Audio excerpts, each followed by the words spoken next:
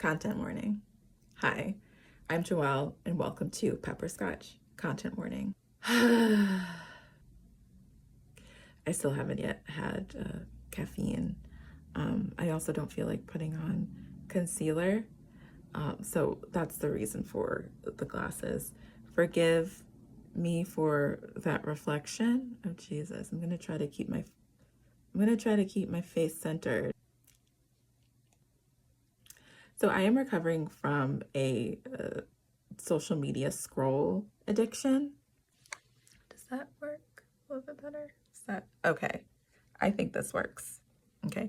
So I am in recovery for a social media feed addiction. I do have an Instagram account. It's not personal. I'm just basically squatting the Pepperscotch handle where I follow about 2 to 3 dozen active accounts. And one of those accounts is Dr. Tressie McMillan Cottoms. And on her stories, she had shared a carousel by Dr. Sarah Shaska, who on her website describes herself as an academic turned entrepreneur and socio-technologist. In this carousel, Dr. Shaska is discussing Meta's new camera glasses, as she calls them, that collaboration with Kylie Jenner. In that carousel, she argues that this is an example of the feminization of AI, and that big tech feminizes their products in order to get women to buy them. And so one still from the carousel, she says that's how the iPod becomes a fashion accessory. Those biometric tracking watches become wellness devices. And with these camera glasses, they become a fashionable it item. And I thought that was interesting. As a resident of the field of digital computing, I understand that these tech companies are attracted to producing these devices because the ideal human-computer interaction is a seamless one. There are researchers who are working today who are tasked with figuring out how people can just think commands, not even voice them, but just think commands, and to a digital computer, so that computer can perform actions. This is an obsession of the field, the seamless human-computer interaction, and it's especially so for people within the field who still deeply believe in AI. Because after all, the field of digital computing is circumscribed, bounded, delimited by AI. And after I read through the carousel, because did she include some screenshots from Diet Prada? But last night and even in this morning, I saw through the accounts that I do follow and the suggested accounts based on that, a lot of these accounts just critiquing this new Meta product. And the majority of, I could say that, but for maybe 10, honestly, the majority of the active accounts that I follow are split evenly between astrologers and pop culture / reality analysts and commenters. And of that latter group, many of them were not just mocking, but critiquing these new Meta glasses. And their critiques was revolved all around about the opportunity for covert surveillance and how, this makes vulnerable people, women, open up this makes women even more vulnerable to a series of, of violations. And I'm just thinking today about why is it easier for people to have a conversation about surveillance when it comes to,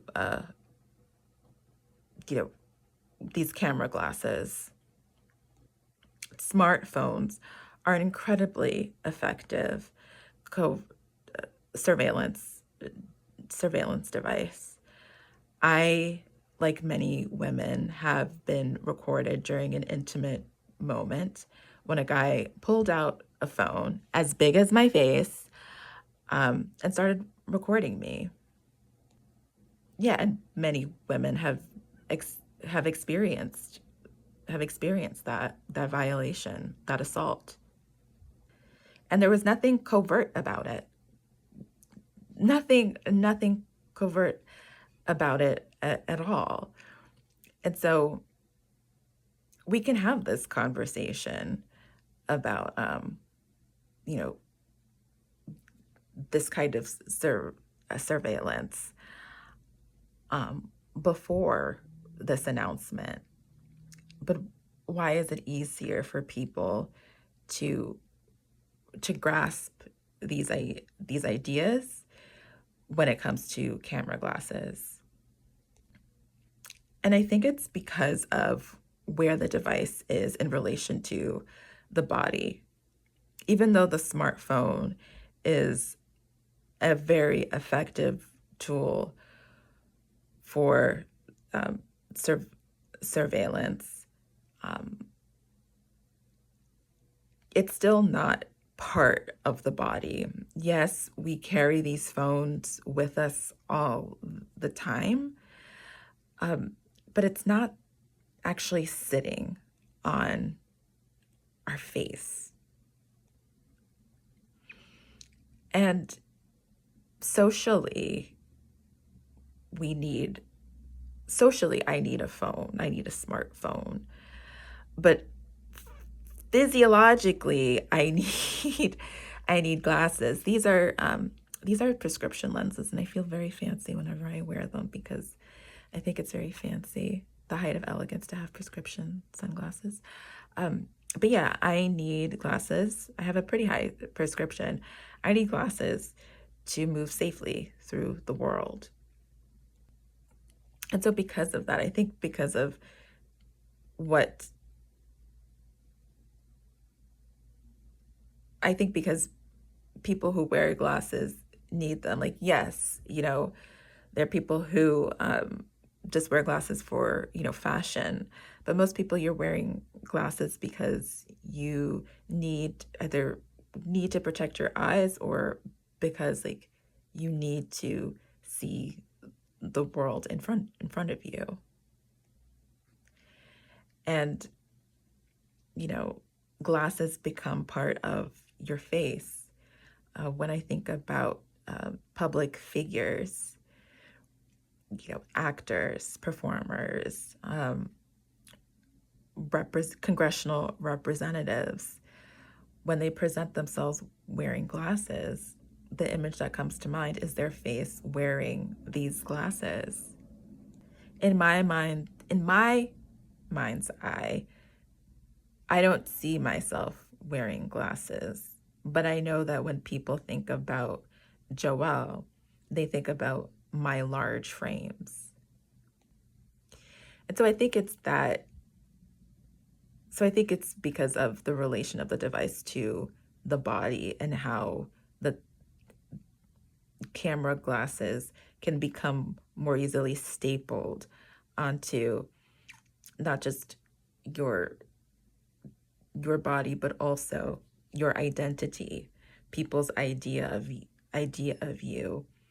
I think it makes it easier for people to talk about, the potential for surveillance and the invasive nature of, seamlessness as a human computer interaction, as an interaction model.